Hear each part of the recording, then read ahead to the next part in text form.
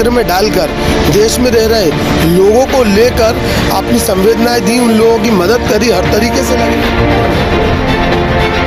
क्योंकि हम लोग 8 दिन से भोपाल में डेरा डाले हुए इतनी कड़ाके की ठंड में, और हम लोग पूरे 52 जिलों से, मध्य प्रदेश के 52 जिलों से हम लोग भोपाल में एकत्रित हुए, सारे डॉक्टर से। नमस्कार, न्यूज IBN 2020 में आपका स्वागत है। सच कभी छुपता नहीं, IBN कभी रुकता नहीं।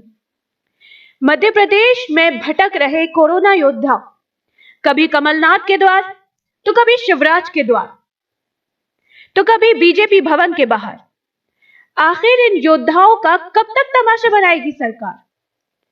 आपको याद दिलाना चाहेंगे कि ये वही योद्धा है कल तक जिनकी तारीफ कर करके थक नहीं रहा था ये प्रदेश, ये सरकार और हमारे प्रदेश के मुखिया। नाम बताइए। नरेंद्र यादव, यूथ कांग्रेस जिला अध्यक्ष भोपाल का। नरेंद्र जी, कल कोरोना योद्धा पूर्व मुख्यमंत्री कमलनाथ जी के द्वार पे गए, उसके विषय में क्या कहना चाहेंगे? कमलनाथ जी के द्वार गए जो कोरोना योद्धा है, मैं आपको बताना चाहता हूँ देश में जो हालत चल रहा है, एक और तो पूरी दुनिया, जिन लोगों ने कोरोना योद्धाओं ने कोरोना की ऐसी महामारी के समय देश के लिए अपनी जान को खतरे में डालकर देश में रह रहे लोगों को लेकर अपनी संवेदनाएं दी, उन लोगों की मदद करी, हर तरीके से लगे रहे। और एक और हमारे देश में क्या, मध्य प्रदेश और देश की सरकारें क्या कर रही हैं, ये जो युवा, जहां भारत में पूरी तरीके से युवा रोजगार से ध्वस्त हो चुके हैं, बेरोजगारी बढ़ती आ रही है, ये अपनी जान को जोखिम में डालकर कोरोना से जूझ रहे लोगों की मदद करते हैं। और इनके साथ ये व्यवहार सरकार का अच्छा नहीं लगता। सरकार को इनकी बात सुननी चाहिए थी। और ऐसी क्या मजबूरी है सरकार की, जो ये लोग परमिशन मांग रहे हैं, इन्हें परमिशन नहीं दी जा रही है? क्या हमारे देश में लोकतंत्र बचा है या नहीं बचा?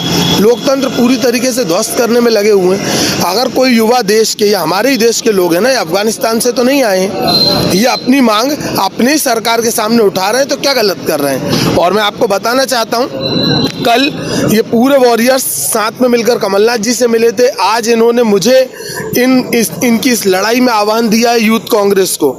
तो अब भी सरकार चेत जाए। अभी तहसीलदार साहब को, एडिशनल SP साहब को मुख्यमंत्री जी के नाम से ज्ञापन दिया गया है। अगर अभी भी सरकार नहीं चेती तो अब ये लड़ाई यूथ कांग्रेस अपने लेवल पे लड़ेगी। और मध्य प्रदेश नहीं, देश के हर एक कोने में जैसा भी इन वॉरियर्स के साथ हो रहा है, अगर इन लोगों ने काम नहीं करा होता तो समझ में आता है। तो आप बजट के नाम पे इनको 50% तरीके से हटा रहे हो कि 50% हटा दिए, धीरे धीरे और लोगों को कम करते जा रहे हो, नई भर्तियां निकाल रहे हो। ये क्या तरीका है? जिनने उस महामारी में कोरोना योद्धाओं का सफाया कर देगी, कोरोना योद्धा का सफाया करने हैं तो इनने चालू कर ही दिया, ऐसा लग रहा है। और आप ये बताइए ना, जिन लोगों ने उस वक्त महामारी के समय जब लोग घर से बाहर निकलने में डर रहे थे, तब इन्होंने अपनी जान जोखिम में डालकर लोगों की मदद करी है। इनके साथ तो दुआएं हैं ऊपर वाले की और लोगों की, देश के। इन लोगों का कुछ नहीं बिगड़ेगा। लेकिन हाँ, सरकार जो कर रही है इसका सामना सरकार को करना पड़ेगा। और मध्य प्रदेश यूथ कांग्रेस, भोपाल यूथ कांग्रेस, हर ब्लॉक, हर वार्ड तक इन लोगों की लड़ाई जहां तक बन पड़ेगी वहां तक लड़ेंगी। और अब इनकी आवाज को दबा नहीं पाएगा प्रशासन। अगर प्रदेश के मुखिया शिवराज सिंह चौहान जी इनकी सुनवाई नहीं करते तो क्या कमलनाथ जी आगे बढ़ेंगे? बिल्कुल बढ़ेंगे। कमलनाथ जी एक ऐसी पार्टी के प्रदेश अध्यक्ष हैं, कांग्रेस पार्टी हमेशा से दमन की राजनीति करने वालों के खिलाफ लड़ती आई है। जो ऐसे लोग जो अपनी लड़ाई लड़ रहे हैं और इनकी आवाज अगर मुख्यमंत्री नहीं सुनेंगे तो कमलनाथ जी बिल्कुल, कमलनाथ जी पूरे मध्य प्रदेश कांग्रेस कमेटी इस लड़ाई को लड़ेगी। कमलनाथ जी के आह्वान पर सब एक एक जगह, एक एक वार्ड, एक एक ब्लॉक तक इस लड़ाई को हम लोग लड़ेंगे। वहीं आज काफ़ी तादाद में एकत्रित हुए कोरोना वॉरियर्स म्यूजियम पार्क में, उनको आज पुलिस द्वारा कदर करके बाहर किया गया। उसके बाद ज्ञापन दिया गया, उसमें आपको भी इन्वॉल्व किया गया। तो उसमें आपका क्या, उसमें अगला कदम रहेगा? मैं जो प्रशासन के द्वारा जो किया जा रहा है इसकी कड़ी निंदा करता हूँ। प्रशासन अपने ही प्रदेश के, अपने ही देश के मामा, ऐसे कैसे मामा हो तुम? कंस मामा हो तुम। अपने भांजे भांजियों को मतलब अपनी बात तक रखने नहीं दे रहे हो। परमिशन मांग रहे हैं ना, परमिशन भी नहीं दे रहे हो। और जब परमिशन नहीं दोगे तो क्या होगा? बेचारे कहीं तो धरना देंगे, चक्का जाम तो कर नहीं रहे। नीलम पार्क में शांतिपूर्वक ढंग से प्रदर्शन करने बैठे थे। ऐसी क्या जल्दबाजी थी आपको? आपने इन्हें आज भी उधर उठा दिया। और आपका ये रवैया क्या जिंदगी भर बर्दाश्त होगा? मध्य प्रदेश की बात है ये। मध्य प्रदेश के एक एक तहसील, एक एक वार्ड, एक एक गांव तक यूथ कांग्रेस है। इनकी लड़ाई में यूथ कांग्रेस इन्वॉल्व हो चुकी है। मैं आपको बताना चाह रहा हूं, अब इस लड़ाई को हम लड़ेंगे अगर प्रशासन ने अब भी इनकी नहीं सुनी तो। मेरा नाम योगेश रघुवंशी है। योगेश जी, आज आप लोग यहाँ पे नीलम पार्क में एकत्रित हुए, आपको पुलिस बल के साथ यहाँ हटाया गया, उसके बाद आपने ज्ञापन दिया, क्या कुछ मामला था? देखिए, हम लोग यहाँ पे बहुत शांतिपूर्ण तरीके से अपने आंदोलन की रणनीति बनाकर यहाँ पर आए थे, क्योंकि हम लोग 8 दिन से भोपाल में डेरा डाले हुए थे कड़ाके की ठंड में, और हम लोग पूरे 52 जिलों से, मध्य प्रदेश के 52 जिलों से हम लोग भोपाल में एकत्रित हुए। सारे डॉक्टर से, पैरामेडिकल स्टाफ से, नर्सिंग स्टाफ से, और सभी लोग इस आशा के साथ में मध्य प्रदेश के सभी जिलों से भोपाल में आए थे कि हमसे हमारे प्रदेश के मुख्यमंत्री श्री शिवराज सिंह चौहान जी मिलेंगे, मुलाकात करके हमें हमारे लिए जो भी मतलब कर रहे हैं अच्छा वो हमें बताएंगे, या हमसे मुलाकात करके हमको आश्वस्त करेंगे।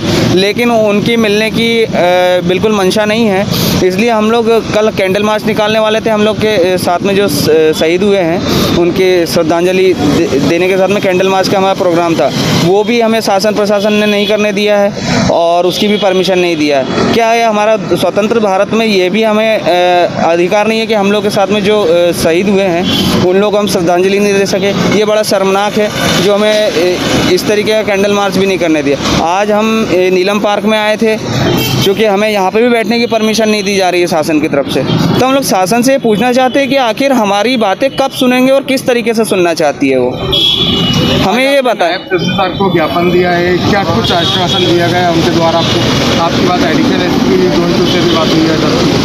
देखिए, हम लोगों ने इस तरीके से जो ज्ञापन की प्रक्रिया है वो पूरे 52 जिलों में लगातार हमने 20-20 बार ज्ञापन दे दिए हैं जिला स्तर पे। उसके बाद में प्रदेश स्तर पर भी हम लोगों ने आके ज्ञापन दिया है। 1 नवंबर मध्य प्रदेश का स्थापना दिवस था, उस दिन हम लोगों ने बीजेपी कार्यालय का भी घेराव किया था, वहाँ पे उपस्थित मंत्रीगणों को हम लोगों ने ज्ञापन दिया था। और उसके बाद भी हमें कहा गया था कि हम लोग मुख्यमंत्री जी से चर्चा करेंगे, मिलवाएंगे, 2 दिन बाद मिलवाएंगे, 4 दिन बाद में। लेकिन हमारे यहाँ से जाने के बाद में किसी प्रकार कोई कार्रवाई नहीं होती है, पूरा मामला शांत कर दिया जाता है। आखिर हम ये पूछना चाहते हैं कि हमें कब मिलेंगे और हमें कब न्याय मिलेगा। हम लोग हमारा हक मांग रहे हैं, हम लोग किसी से भीख नहीं मांग रहे। अब आप अपना अधिकार तो मांग रहे हैं, भीख नहीं मांग रहा, वो तो सही है जी, लेकिन आपको परमिशन क्यों नहीं दी जा रही, इसकी कोई वजह जानना चाहिए आपने। देखिए, ये आप लोग सभी को पता है कि पूरे भारत में आज बहुमत की सरकार बनी हुई है, बस इसी की तानाशाही चल रही है, हिटलर शाही चल रही है, जिसका हम लोग बहुत विरोध करते हैं, घोर विरोध करते हैं। ऐसा नहीं होना चाहिए, बातें सुननी चाहिए, क्या तकलीफ़ है ये सब कुछ सुनना चाहिए, क्योंकि आज ये किसी पार्टी के नहीं है, आम जनता ने बनाया हुआ व्यक्ति मुख्यमंत्री बना है और उनका अधिकार होता है कि आम जनता की बातें सुने। कहीं ना कहीं मामा जी पे से लोगों का भरोसा हट रहा है क्या? बिल्कुल निश्चित हट रहा है। और मैं आप लोगों को बताना चाहता हूं कि अगर यही रवैया रहेगा हमारे मामा जी का, तो आने वाले समय में बहुत जल्दी पंचायत चुनाव आ रहे हैं, नगर निकाय चुनाव आ रहे हैं, इसमें बहुत भारी विरोध देखने को मिलेगा इन लोगों को, बिल्कुल निश्चित है। बहुत करीब समय आ चुका है, वो भी घड़ी आ गई है कि आने वाले समय प्रत्येक ज़िले में, प्रत्येक नगर पालिकाओं में, पंचायतों में भारी विरोध मिलेगा, क्योंकि आम जनता हमारे साथ में है। आम जनता के दिल में हमारे प्रति संवेदना है कि हम लोगों ने उनकी सेवा करी है, उनके घर में जो पॉजिटिव मरीज आए थे उन लोगों को हमने सेवा करी, उनके